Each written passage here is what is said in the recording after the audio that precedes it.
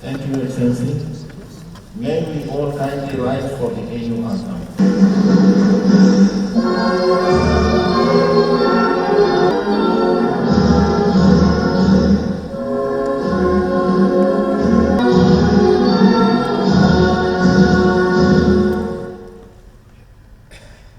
Thank you.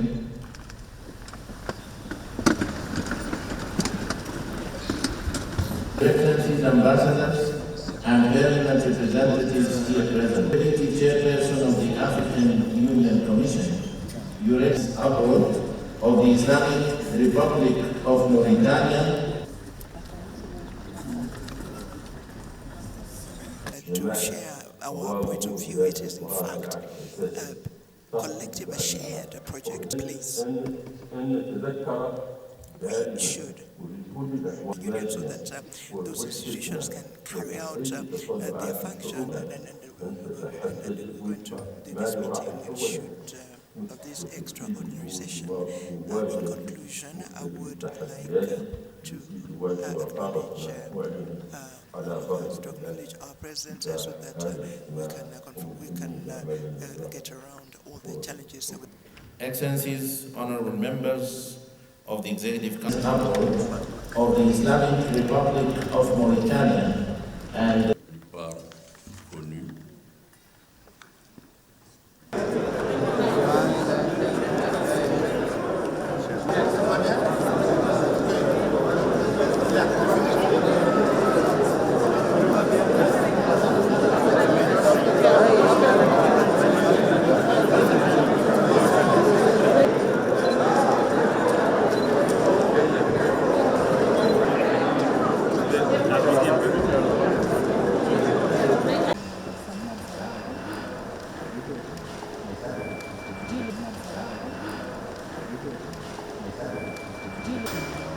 and that was a good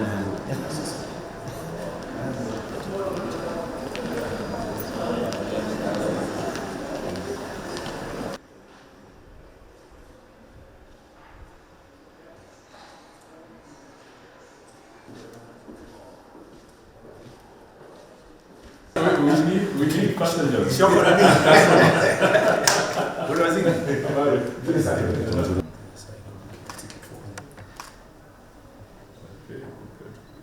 Good to see you.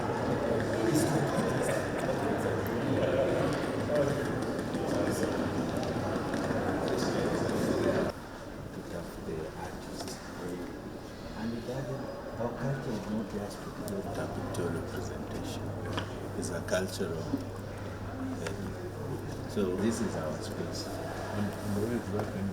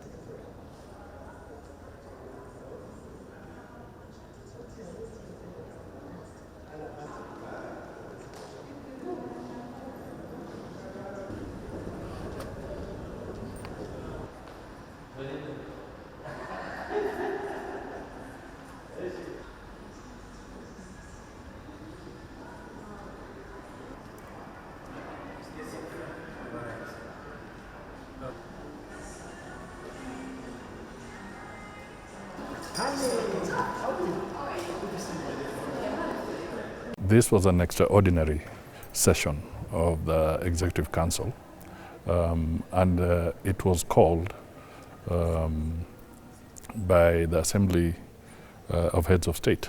Last time we were here at the February summit, and it became very critical because the issue of the future of the African Union was at stake in the context of the forthcoming elections of the African Union Commission leadership in February next year. When we were here for the summit, the Heads of State summit, there were legal and technical issues that required urgent clarification so that the process of transiting from the leadership of the African Union Commission today to the next leadership through the proper electoral process can be done smoothly. So this session was very important, and that is why we came, and we were now receiving the report from the PRC with specific asks for decision making. This was a very important session, and I'm happy to report that there was unanimous acceptance and adoption of the recommendations of the PRC. This was critical because it affirmed the position that had been taken earlier by the Assembly of Heads of State, that in order to bring more equity and diversity within the African Union, the rotational principle becomes very, very important. And therefore the decision that was taken was that in accordance with the alphabetical order, the East African region will now have the opportunity to offer its candidate for the chair of the African Union Commission. And the Northern region shall have the opportunity to offer its candidate for the deputy chair. This is very significant, and the other regions shall now have an opportunity to offer leadership for the other 6 commission positions. The decisions were unanimous, yes, which was a very, very significant step away from where we started. You know, we had started with a fairly broad division last time we were here, but the conversations by the PRC and by the Executive Council of Ministers has brought us much closer together. And I can say that it was literally 100% decision, but unanimous is good enough. Well, I think the way we proceed from here is that, first of all, as Kenya and as a member of the East African region in that context, we actually want to appreciate and thank our brothers and sisters in the African continent for making it clear, removing all ambiguities, that it is the turn of East Africa to provide leadership or to offer leadership in the African Union. So that is a very important statement, and equally for the deputy in the northern region. What it means for us in the East African region is that effectively all technical and legal hurdles have now been removed, and Kenya can now formally submit the candidate for the region, and really I don't have to mince my words anymore. Nothing should really bar, and nothing bars the opportunity for Raila to become the candidate for the region, and God willing, the chair of the African Union Commission. First of all, Raila is a very experienced public officer. Raila has been Prime Minister of the Republic of Kenya.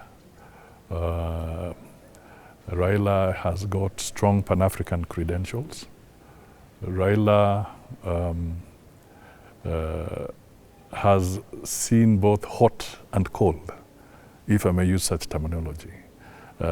And he has shown the capacity to bring people together and to reconcile, even under difficult circumstances. And looking at the kind of challenges we are facing on the African continent, issues around conflict, food insecurity, the need to foster greater integration and enhance economic activity along in the African continent. We see in him an opportunity for the African Union and Africa as a whole to be able to work to advance our objectives much more as we go forward. The roadmap from here to February is it's going to be very busy, let me put it that way. First of all, there's the formal process where all the paperwork is submitted. And then we shall not waste any more time. We will want to work within the region, lobby all the countries in the region, and then extend our unified position to the rest of the African continent. And this is going to be really presenting the credentials of our candidate and what Kenya can also offer through the candidate.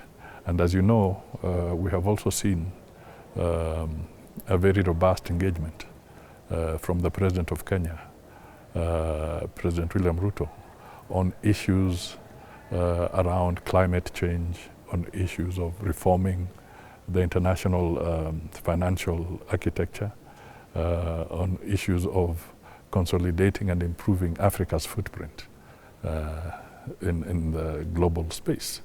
So we see this as an opportunity where the synergy can be consolidated. And indeed, the African heads, when they were here in February, also nominated President William Ruto to take up Kagame's mantle in furthering the reform process within the African Union. So we believe there's a strong synergy, and we are offering Africa a very credible candidate. One of the things is that we will need to be very coherent. And I think before I maybe conclude my remarks, it is important that I acknowledge the role played by the ambassador here, Orina, the Ministry of Foreign Affairs team, that all worked to make sure that we have arrived where we are. These men and women, both here in Addis and in Nairobi, have been actually burning the midnight oil to make sure that we have logical, well-reasoned arguments anchored in law on the challenges that we believe have been now resolved by the Executive Council of the Ministers. So as we go forward, that unity of purpose, that teamwork, and also bearing in mind that we'll need to work with our brothers and sisters in the other countries as well, will be absolutely essential going forward, not just for the election, but indeed for the well-being of the African Union as a whole. Permanent Representatives Committee of the African Union brings together the ambassadors of the 55 AU member states. Their role at the AU is to prepare for the meetings of the Executive Council and the Assembly. Their main function is to look at the various reports submitted by the Africa Union Commission and which are to be considered by the Executive Council, and to try and build consensus around the issues that are going to be deliberated and to recommend draft decisions to the Executive Council for consideration. We had meetings to look at the draft report on the preparations for the elections of the senior leadership of the AU Commission, elections that are to be held in February 2025. The ambassadors came together to look at the report, identify what the key issues that require decisions were, and to make recommendations that then have been submitted this morning to the Executive Council for consideration, including a draft decision on the key decision points. For the very first time on such an important topic as the election of the senior leadership, the Permanent Representatives Committee presented unanimous recommendations and a report adopted by all to the Executive Council. Among the key elements of the draft decision was the question of the eligibility of the various regions to submit candidates for various positions. The East African region was recommended to provide candidates for the position of the chairperson. The Northern Africa region will submit candidates for the position of the deputy chairperson, while the other three regions, that is the Central, the Southern, and the Western Africa regions, will compete openly for the remaining 6 positions of commissioners at the AU Commission.